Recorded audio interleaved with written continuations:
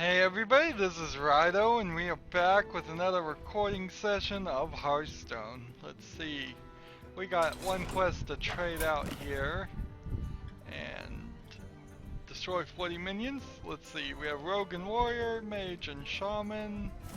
Let's see, and I believe the Tavern Brawl is the same one we've already done, so we don't have to worry about that. We will have, let's see, 120, 160 after this. So, Shaman? No, Rogue and Warrior is what we'll play as today. So I have no reason to play as ranked, and that would be ridiculous. It would just make this really hard. So we'll go back to casual. I'll play ranked after I have all of the quests done. I will play ranked play. But if I need to get wins, we're gonna play casual. That way we can at least increase our odds of actually getting wins. Valir versus Rexa. Because I'm still seeing a significant difference between the players who play casual and the players who play ranked. Let's see. I really don't like having this character as our first play character, but I'll take it. Excuse me for yawning. Usually I think I get away with that, but, well, I don't yawn. Usually I don't yawn, but when I'm recording. And the rest of my life I probably yawn quite a lot. Job done.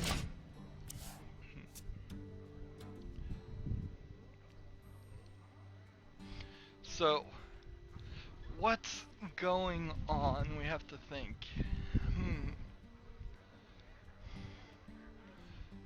I was thinking something horrible, terrible has happened, but I can't recall what it would have been as far as video games. Now in the real world, Job's done. yes, terrible, horrible things are always happening, so there's no even real reason to talk about them. Personally, I have gotten to the point where I'm just burnt out on news, 24-hour news network, and like, I watched this video that was trying to say something horrible. The children now are all horrible because our society is crumbling and stuff, and they're showing like toddlers in tiaras and a few explicit, like few hand-picked cheerleader things, and both of which showed them in like what an adult might consider sexualized dress and stuff, and I won't argue really against with the videos there. Toddlers and tiaras is intentionally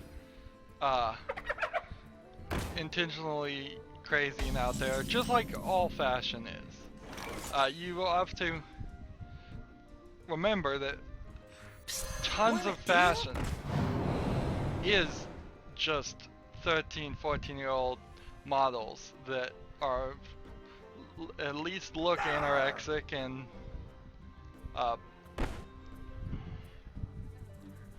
let's see, let's destroy his play here. And they are in sexualized dress. Oh, I didn't realize that was gonna mess that up, so I killed one of my pirates for no reason.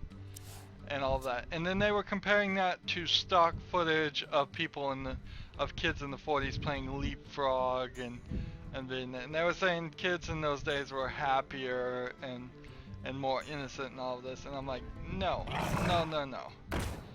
Kids in their 40s were living under a terrorism that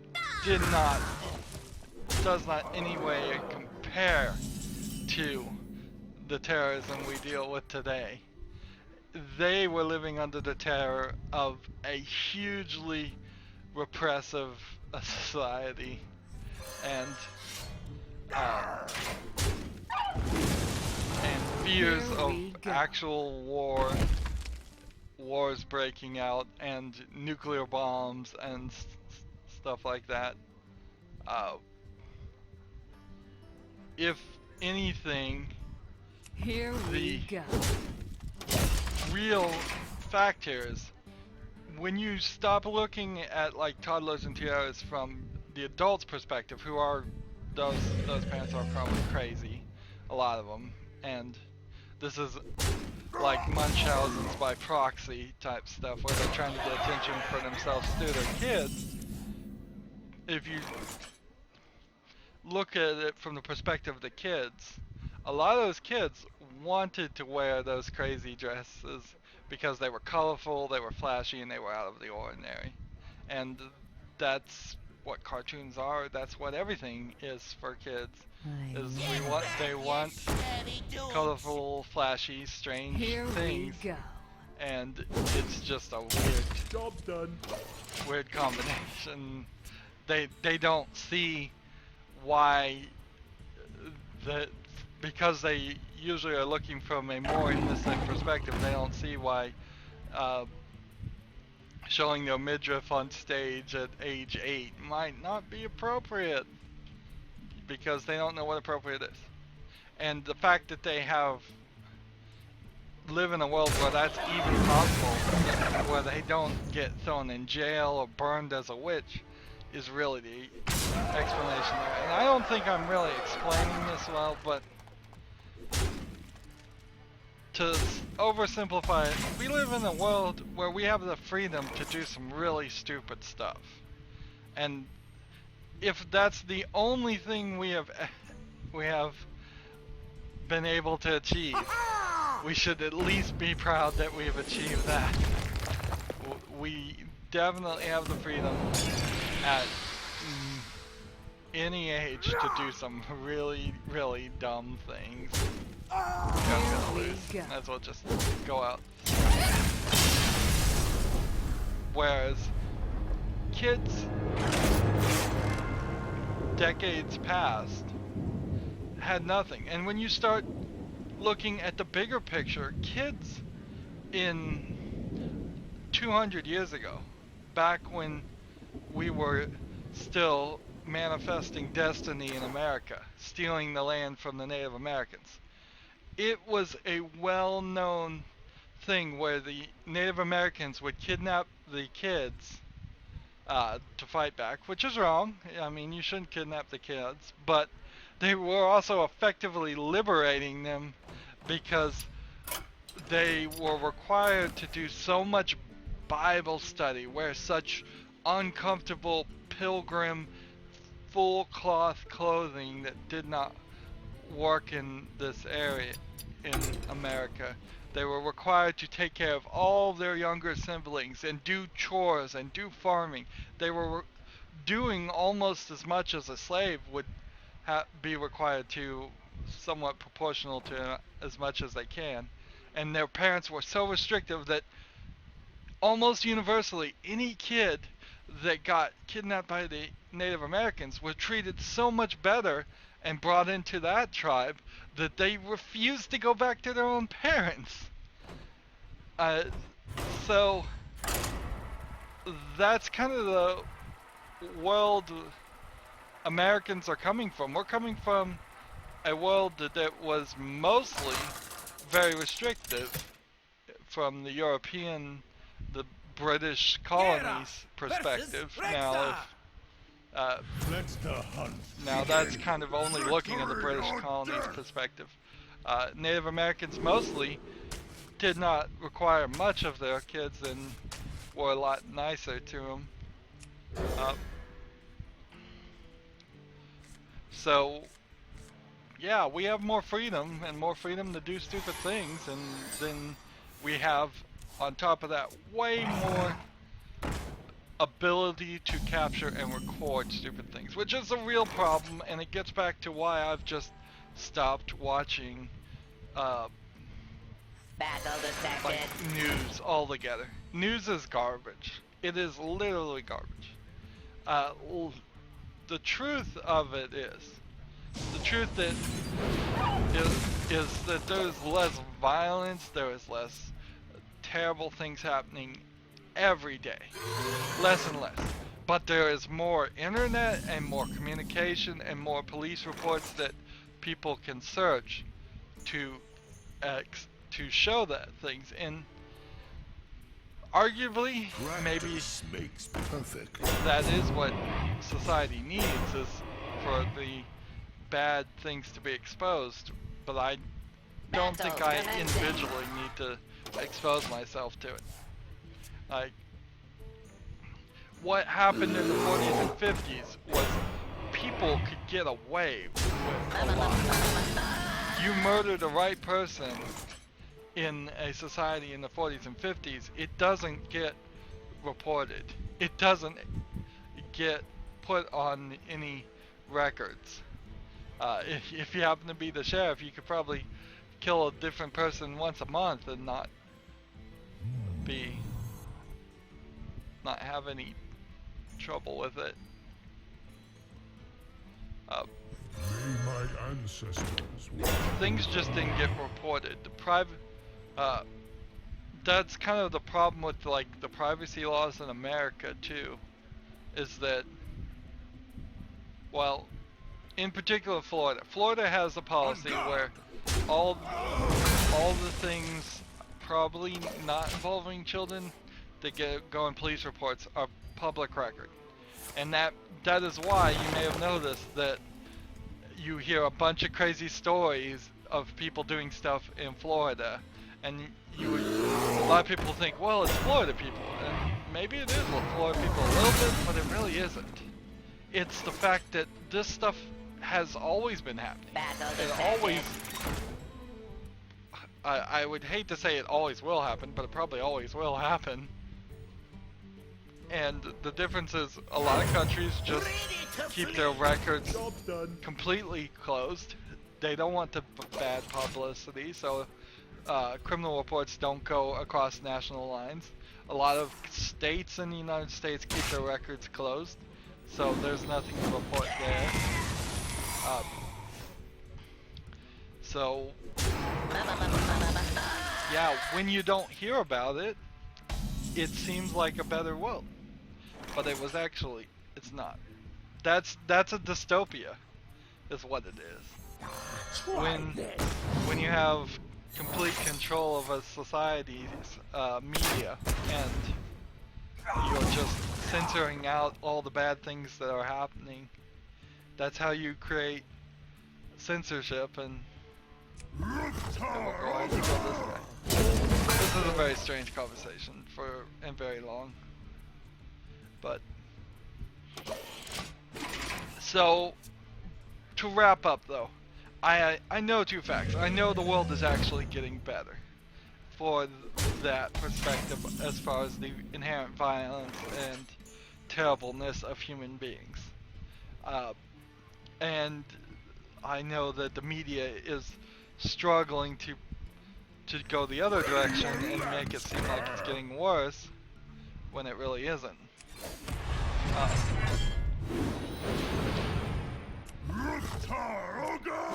And because of those two things, I've just decided, you know what, I can't take it. It's too emotionally draining to watch the news. And I used to watch the news all the time. I spent probably 2 years where I would check CNN every single day, multiple times a day. Now, no, I don't even want to watch it. I don't want to see any of it. And it's not just CNN. It's I don't want to watch any news anywhere.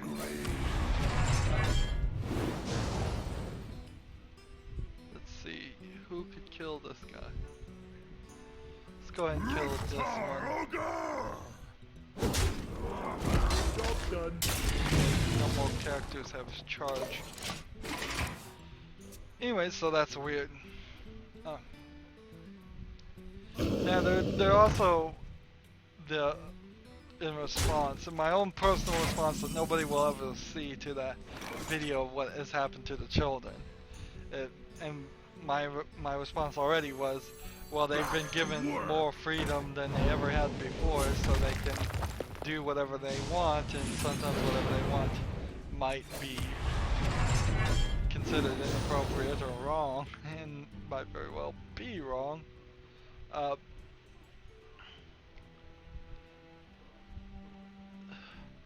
There's inherently, and I'm gonna just say, a just hate of children have sexuality. It is this weird thing where you want them to have and learn nothing about sexuality whatsoever until they are 21 years old and married, and then you turn around and you want them to have grandkids, and then like, wait a minute, it doesn't really work that way.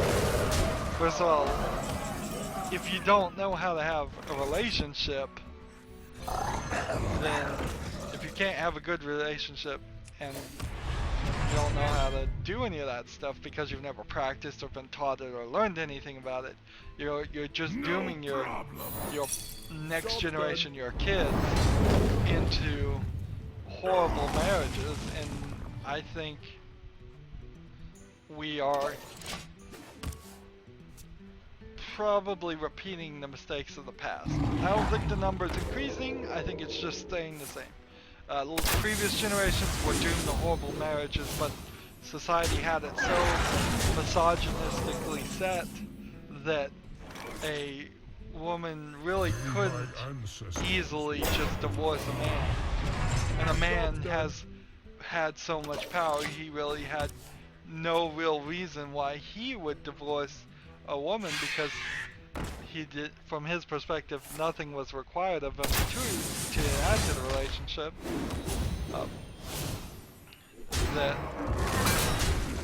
That just doomed entire generations into horrible marriages, and I think we're still considering that. I would want a 21-year-old, before they got married, to ideally be an expert in all forms and all things of romance, including sexuality. So I want them to be safe. I don't want them to pass it around STDs or anything like that, or have unwanted pregnancies. But I also don't want them to be virgins on their wedding night, because the physical aspect of romance is very important, and it never is not going to be. Except for a very small group of asexual people, which at that point, that's such an outlier. It's not something I would bring up in general conversation. A lot of women might say that they, or try to use that and say they're asexual, but no. If you're asexual, that you have never had any sexual desire ever in your life, and if you've ever even you're interested in it once a quarter or once a year. Women's libidos wildly vary. Some of them are interested in it once a year, some of them are interested in it 5 times a day, and with such a wide variety. And men's libido sometimes wildly varies too. There are men out there that, well, just want to have physical romance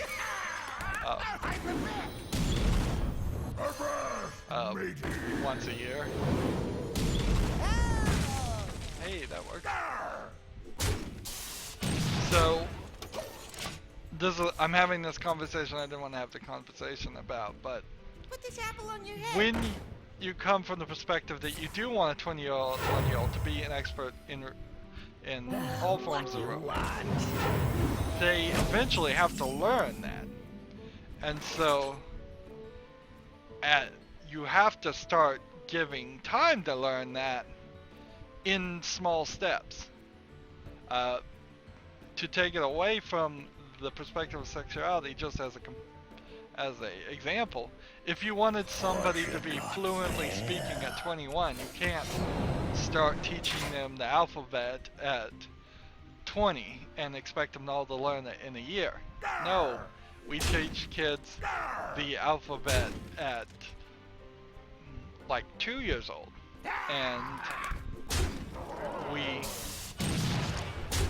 teach the alphabet at 2, and then we teach it again at 3, then we teach it again at 4, 5. Eventually we start adding in the punctuation. Eventually we add in bigger words.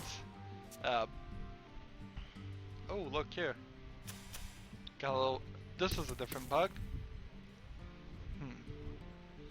And so we need age-appropriate romance to be taught to kids pretty much from birth, what romance is. And the first step to that is to be in a happy relationship yourself. So the parents of those kids, of all kids, ideally should be in happy relationships themselves. Cha-ching! And the children should see that. And if they're not in a happy relationship, the appropriate right thing to do is to get divorced and end that relationship. Here we go. On the highest point possible. If you're in a bad relationship, it is a slope downward. It's just gonna get worse. There's gonna be more hostility, reality. Don't wait till the kid's 18. Don't think, oh, he'll be mature enough there and he won't be traumatized. No, the kid is going to be very traumatized when his mother and father, or father and father, or mother and mother, even these days, break up. It is going to be a trauma that he's going to have to go through. But all you're doing to put it off is adding more traumas in between, because they're going to see those parents fighting. They're going to hear those parents fighting. There is no hiding it. And your kids don't deserve it. So, and you as an individual don't deserve to put up with someone you're not in love with anymore. So just end it. Let's see.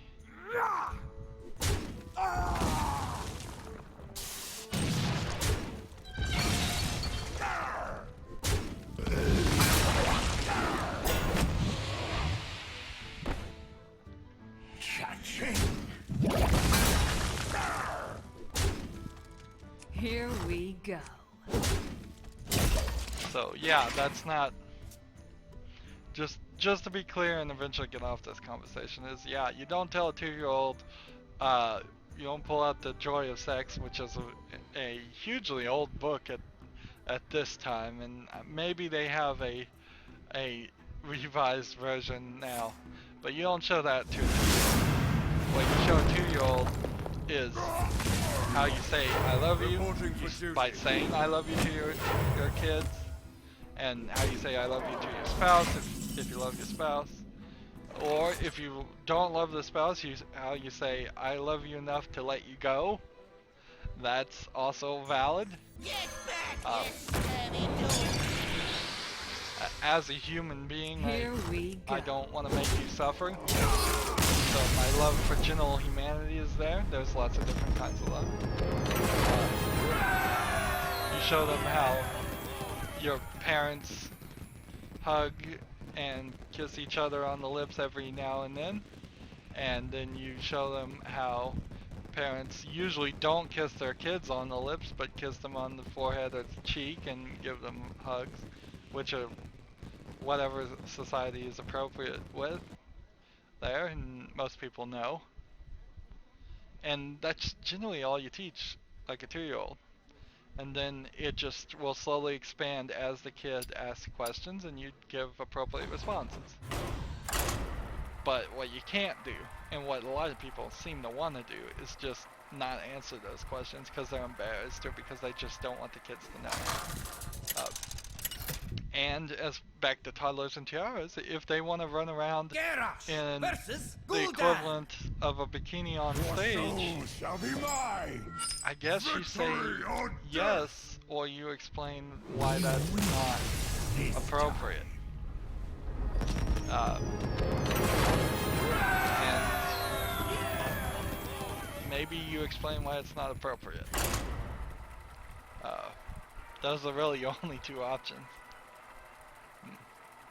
The whole point there is depending on the context, American society is free to show a lot of skin. Garrosh versus Like if Uther. you go to I any will beach, you'll see fight a lot with honor. of people Victory or in death. bikinis and small things showing a lot of skin, and there it's perfectly acceptable and nobody questions it. But if you walked into an office wearing a bikini, everybody would be very confused. Leaving toil. Battle detected. And a lot of times, generally I wonder what the danger is to saying yes. You have to really think about it. I think in toddler tiaras, the danger of saying yes and letting them wear fashion clothing, which has always been skimpy. Remember, fashion is nothing but showing skimpy clothing. It gets recorded and used by the real, one of the Battle real commencing. bad guys in the situation, which is the Discovery Channel and the cable TV, who are using that image and focusing with their cameras on specific images and not getting a bigger picture of it. And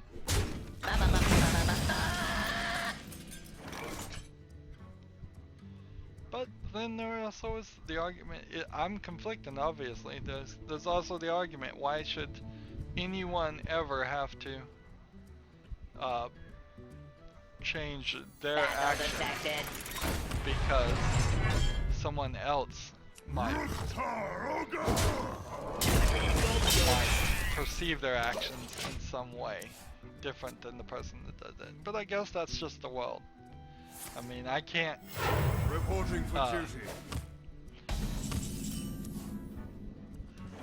I can't go do the Roman salute, which is the Nazi salute, and say, no, really, I'm just a big fan of Romans, and expect everybody to buy that.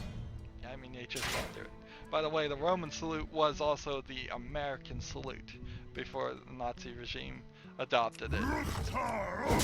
So there are photos that are trying to be censored out of history of people doing the Roman salute. To the American flag. I enjoy raiding. So, yeah, it's sad we live in a world where we can't do what we want without fear of other people judging us. Whatever, what a weird conversation. What a weird episode this has been. I guess is it better? Let me know in the comments. Is it better to go on a crazy rant where somebody, I mean, people probably will disagree with me. I think the biggest agreement is people are gonna say children should be innocent and then immediately turn around and argue against like toddlers and tiaras, where those were almost certainly the children being partly involved in those dress designs. No. I would almost certainly bet that they are picking out outfits.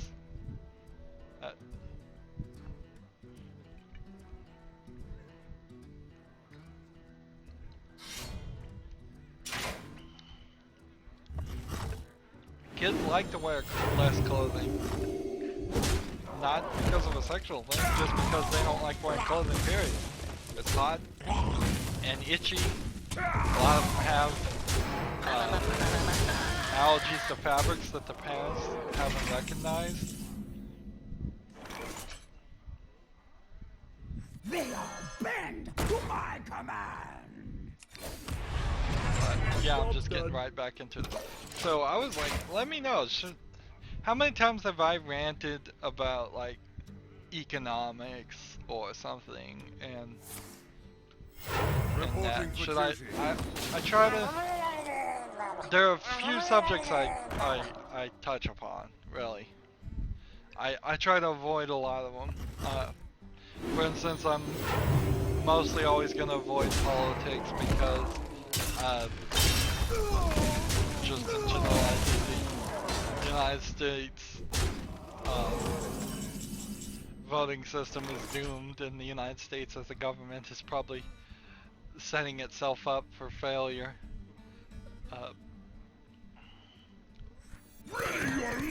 With its gerrymandering and ridiculous party politics.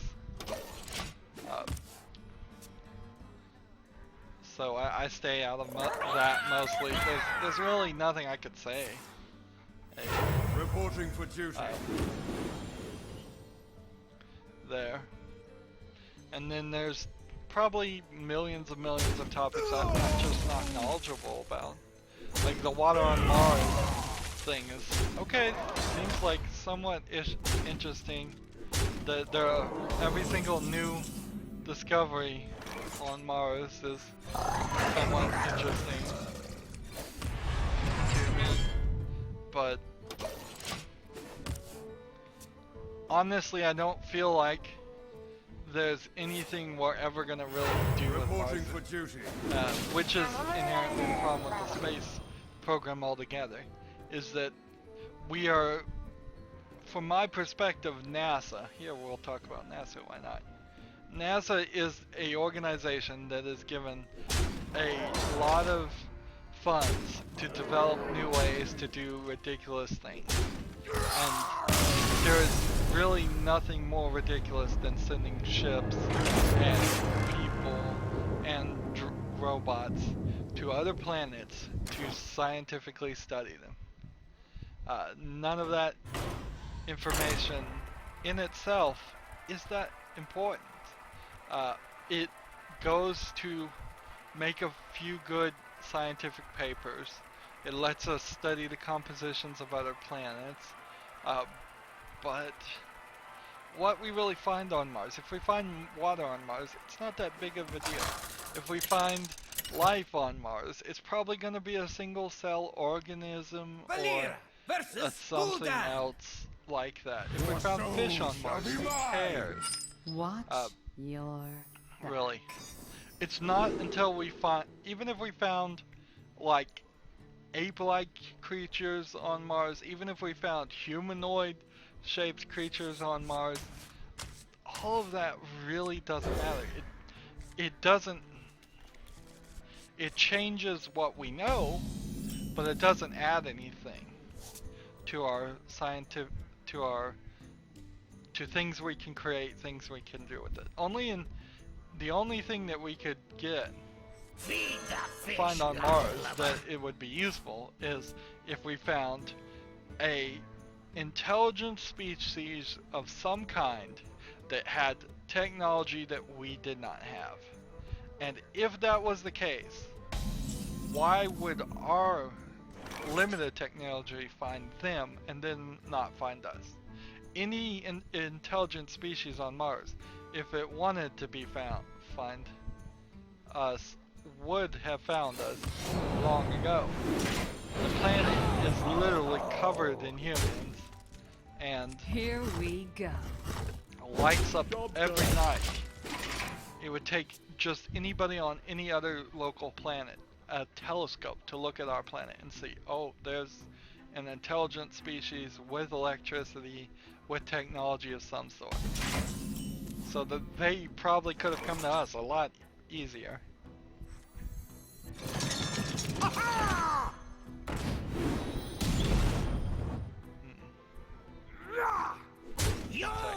Attack here, Here we and attack go. here. Job's done.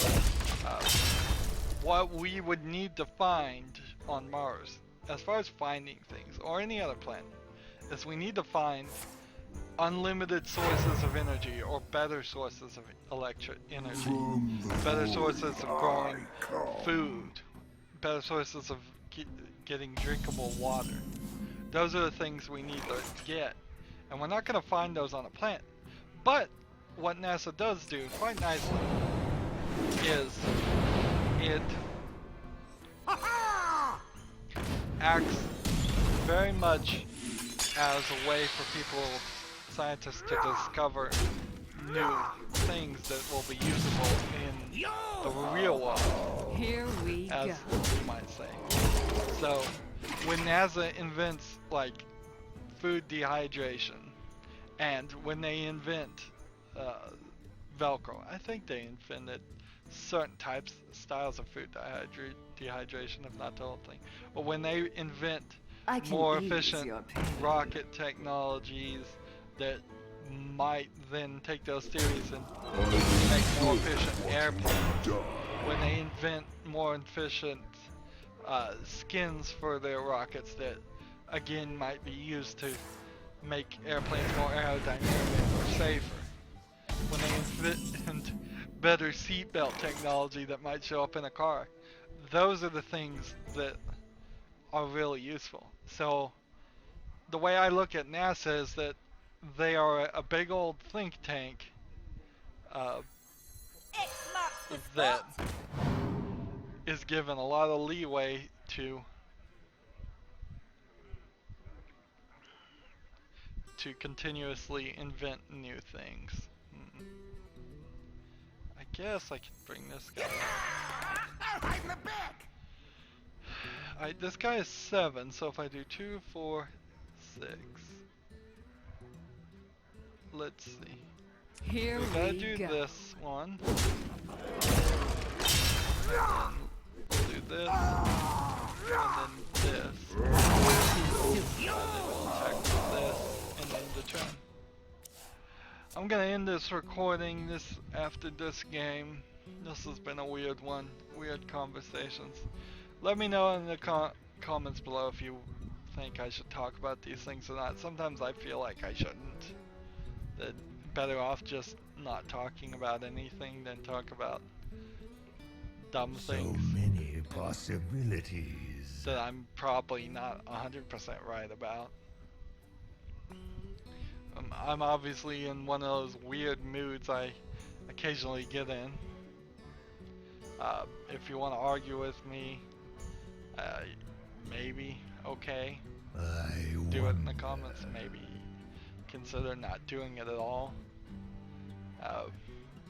Depending on how you argue, you're either gonna come off as a highly intelligent, well thought out counter argument, or it's gonna come off more likely as somebody just who is ranting or drunk or something, or just possibly insane. You'll be surprised how fast I will just put somebody down as drunk or insane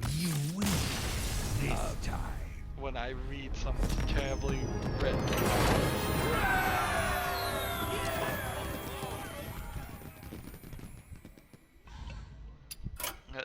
Now fortunately those haven't been comments on my videos, I've just read them on other people's videos.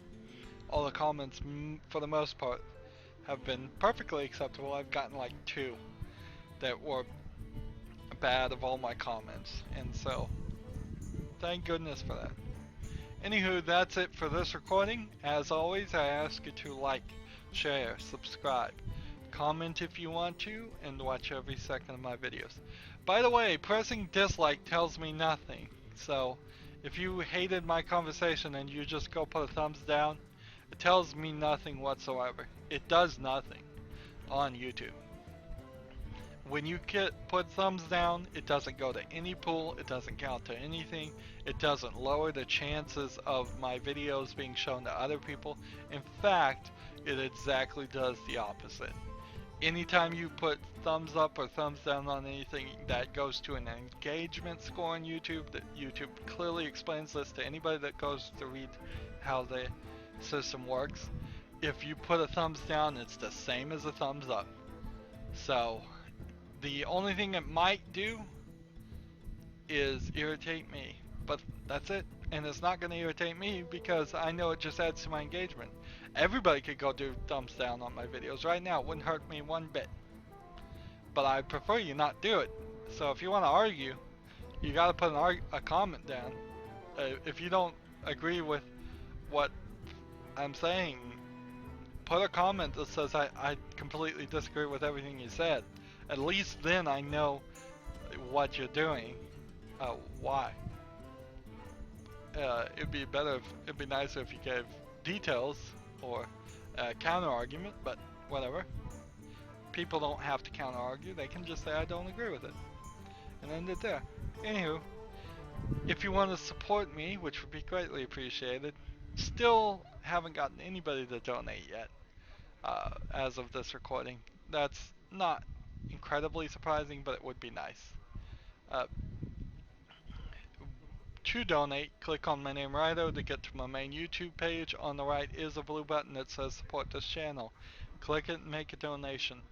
And if you want to friend or follow me on basically any social media sites, there's a whole bunch of links down below. Ooh, this one felt like it was going on long.